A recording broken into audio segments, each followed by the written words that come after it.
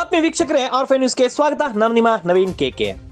ಗೌರಿಬಿದನೂರು ತಾಲೂಕು ತೊಂಡೆಬಾವಿ ಹೋಬಳಿಯ ಇತಿಹಾಸ ಪ್ರಸಿದ್ಧ ಬೆಟ್ಟದ ಶ್ರೀ ಲಕ್ಷ್ಮೀ ರಂಗನಾಥ ಸ್ವಾಮಿ ದೇವಾಲಯದಲ್ಲಿ ಗೌರಿ ಗಣೇಶ ಹಬ್ಬದ ಪ್ರಯುಕ್ತ ವಿಶೇಷವಾಗಿ ಅಭಿಷೇಕ, ಅಲಂಕಾರಗಳು, ನಾಗದೇವತೆಗಳಿಗೆ ತನಿ ಎರೆಯುವ ಭಕ್ತ ಸಾಗರ ಹಾಗೂ ದೇವಾಲಯದ ಬಗ್ಗೆ ಹ್ಯೂಮನ್ ರೈಟ್ಸ್ ಪ್ರೊಟೆಕ್ಷನ್ ಕಮಿಟಿಯ ರಾಜ್ಯಾಧ್ಯಕ್ಷರಾದಂತಹ BM ಚಿಕ್ಕಣ್ಣರವರು ಮಾಹಿತಿ ನೀಡಿದರು. ವರದಿ ರಘು ಎಂ, ಗೌರಿಬಿದನೂರು, ಆರ್ಫೈ ನ್ಯೂಸ್. ಸ್ವಾಮಿ, ಏನು ವಿಶೇಷತೆ ಇವತ್ತು ಅನ್ನ ಸಂತರ್ಪಣೆ ನಡೀತಾ ಇದೆ? ಗಣೇಶ ಪ್ರಯುಕ್ತ ಭಕ್ತಾದಿಗಳು ಇಲ್ಲಿ ಬಂದಂಥ ಜನಗಳಿಗೆ ಪ್ರಸಾದವನ್ನು ಕೊಡಬೇಕಾಗಿ ಅಂದುಕೊಂಡಿದ್ವಿ. ಅದರ ಪ್ರಕಾರ ಕೊಡ್ತಾ ಇದ್ದೀವಿ.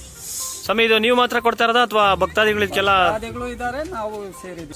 ಲಕ್ಷ್ಮೀ ರಂಗನಾಥ ಸ್ವಾಮಿ ಇದು ಎಷ್ಟು ವರ್ಷದಿಂದ ಇತಿಹಾಸ ಇದೆ ಸ್ವಾಮಿ? ಸುಮಾರು 300-400 ವರ್ಷಗಳ ಹಿಂದೆ.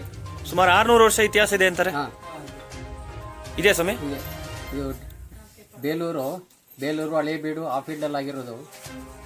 ಡಗ್ನಾಚಾರಿ ಶಿಲ್ಪಿಗಳಿರಲ್ಲ, ಅವರಲ್ಲಿ ಆ ಫೀಲ್ಡಲ್ಲಿ ಆಗಿರೋದು. ಈ ದೇವಸ್ಥಾನಕ್ಕೆ ಎಷ್ಟು ಊರುಗಳಿಂದ ಅಥವಾ ಭಕ್ತಾದಿಗಳಿದ್ದಾರೆ? ಅದು ಸುಮಾರು ಇಡೀ ಕರ್ನಾಟಕ, ಇಂಡಿಯಾ ಅಂತ ಹೇಳ್ಬೋದು ಅಷ್ಟೇ. ನಾವು ಚಿಕ್ಕಬಳ್ಳಾಪುರ ಜಿಲ್ಲೆ ಗೌರಿಬಿದನೂರು ತಾಲೂಕು ತೊಂಡೆಬಾವಿ ಹೋಬಳಿ ಮುಜರಾವಸಹಳ್ಳಿ ಗ್ರಾಮಕ್ಕೆ ಸೇರತಕ್ಕಂಥ ಬೆಟ್ಟದ ಲಕ್ಷ್ಮೀರಂಗನಾಥ ಸ್ವಾಮಿ ದೇವಸ್ಥಾನ. ಈ ದೇವಾಲಯ ಸುಮಾರು 300 ವರ್ಷಗಳ ಇತಿಹಾಸವಿದ್ದು ರಾಜ್ಯದ ಮೂಲೆ ಮೂಲೆಗಳಿಂದ ಭಕ್ತರನ್ನು ಕುಲದೇವರಾಗಿ ಜನ ಬರ್ತಾರೆ ಇಲ್ಲಿಗೆ. ಈ ಶ್ರಾವಣ ಮಾಸದಲ್ಲಿ ವಿಶೇಷವಾಗಿ ಇಲ್ಲಿ ಬಂದು ಪೂಜೆಗಳನ್ನು ಸಲ್ಲಿಸಿ ಹೋಗ್ತಾರೆ.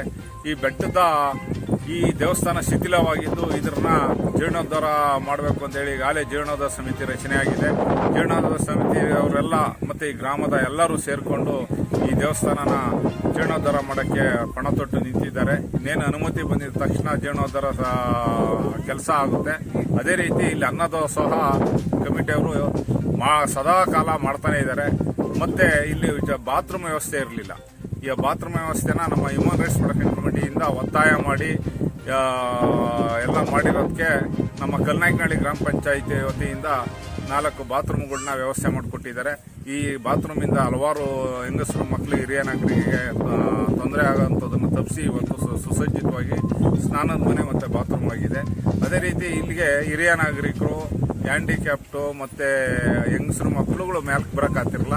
ಕಮಿಟಿಯವರು, ಈ ದೇವಸ್ಥಾನದ ಕಮಿಟಿಯವರು ಈಗ ತಾತ್ಕಾಲಿಕ ರಸ್ತೆ ನಿರ್ಮಾಣ ಮಾಡಿಕೊಟ್ಟಿದ್ದಾರೆ. ಹಾಗಾಗಿ ನಾನು ಕಮಿಟಿಯ ಎಲ್ಲ ಸದಸ್ಯರಿಗೂ ಮತ್ತು ಗ್ರಾಮ ಪಂಚಾಯಿತಿ, ಕಲ್ನಾಯಕನಹಳ್ಳಿ ಗ್ರಾಮ ಪಂಚಾಯಿತಿ ಅವರಿಗೆ ಧನ್ಯವಾದ ಹೇಳಕ್ಕೆ ಇಷ್ಟಪಡ್ತೀನಿ.